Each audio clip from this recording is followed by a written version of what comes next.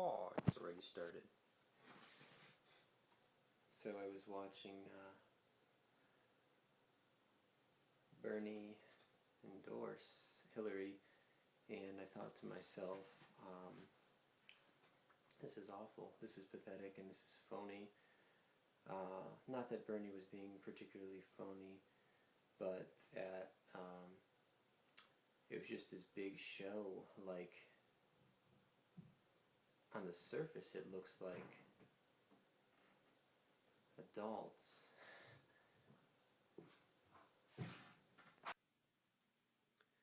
But the true essence of what was happening was Hillary was saying nana nana boo boo.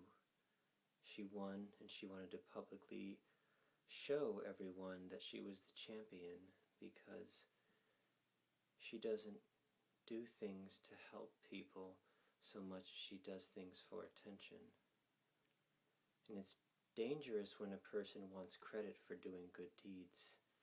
This isn't to say that Hillary would be a poor candidate.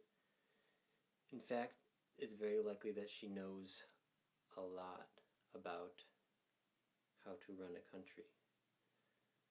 But she's missing an important ingredient, which is the human aspect.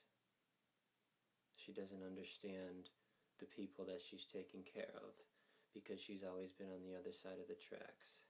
So she doesn't have a right to make decisions for people who are suffering, having not suffered properly herself. Of course, this is my opinion. I don't know anything about her life. But what it looks like to me on the surface is that she is always in the limelight, always requiring and requesting attention and approval.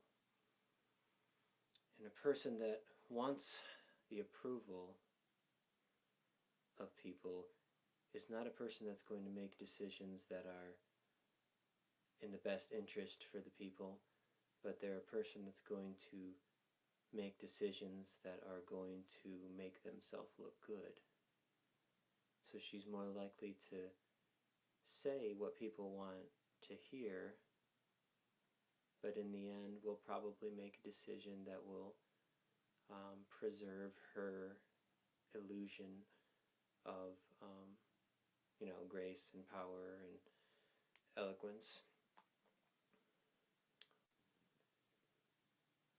Besides nana nana boo boo, what would be the purpose of her showing the world that Bernie's endorsing her? She's telling them that they don't have any choice.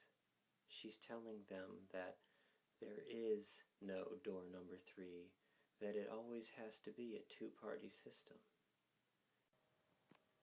What is the logic behind this action? Why does Hillary need Bernie Sanders' endorsement? Why does she need Bernie Sanders to endorse her?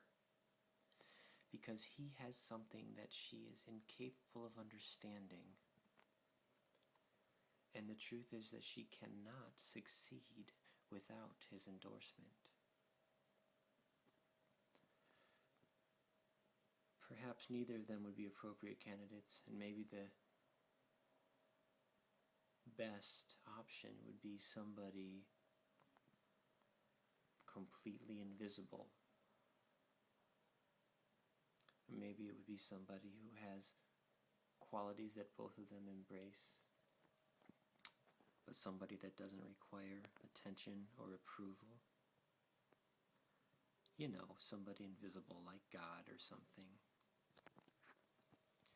It's very dangerous when somebody wants to be God, because if you want to crawl up on the cross and get attention and approval from everyone, then you're going to get sticks and stones thrown at you, and you're going to be stabbed in the side, and you're going to be dragged into a tomb.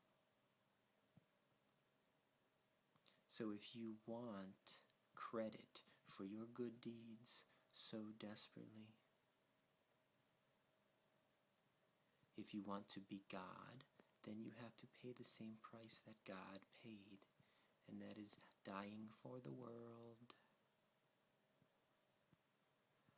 Only true martyrs understand this concept. You don't have to die physically. You can die emotionally, or you can die spiritually, or you can die in your head. You can be assassinated. If we're talking about independence, we're talking about not needing anyone.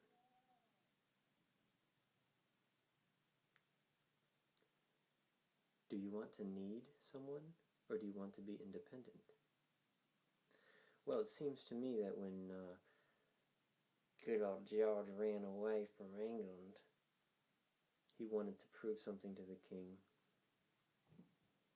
If he truly wanted to be independent, he would have left. But no, he wanted revenge, and he wanted to humiliate the king. So he created the Declaration of Independence. And he said, I blame you for my misery, King George.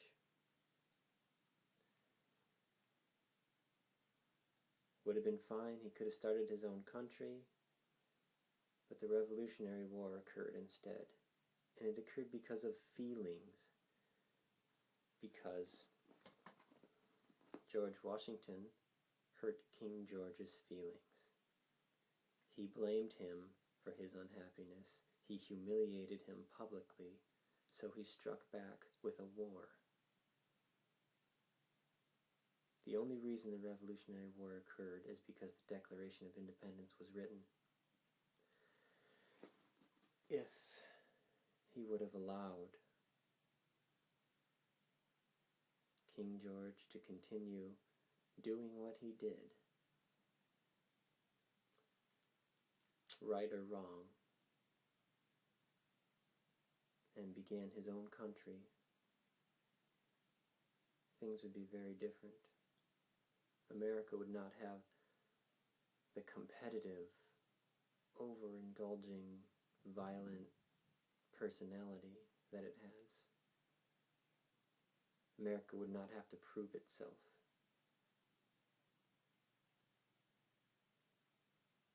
Our country's father, and the single identity that affected every American more than any other influence,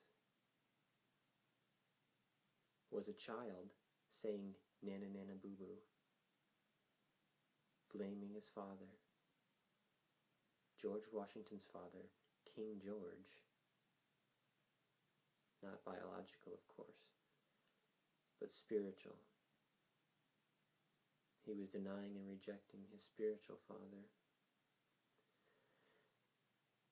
and ironically became him, only elsewhere, and started the same system, the same monarchy that he was judging.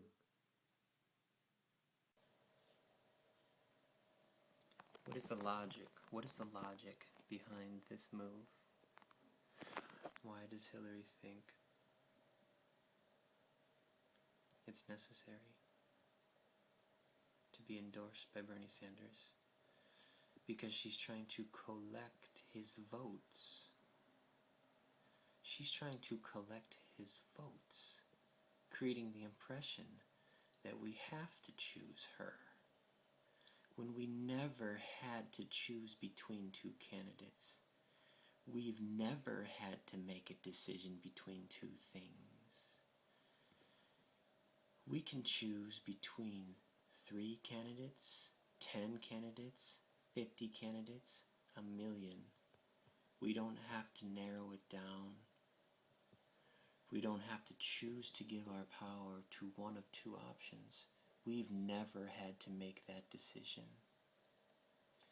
And if you have to choose between 2 things, that's no different than not choosing at all.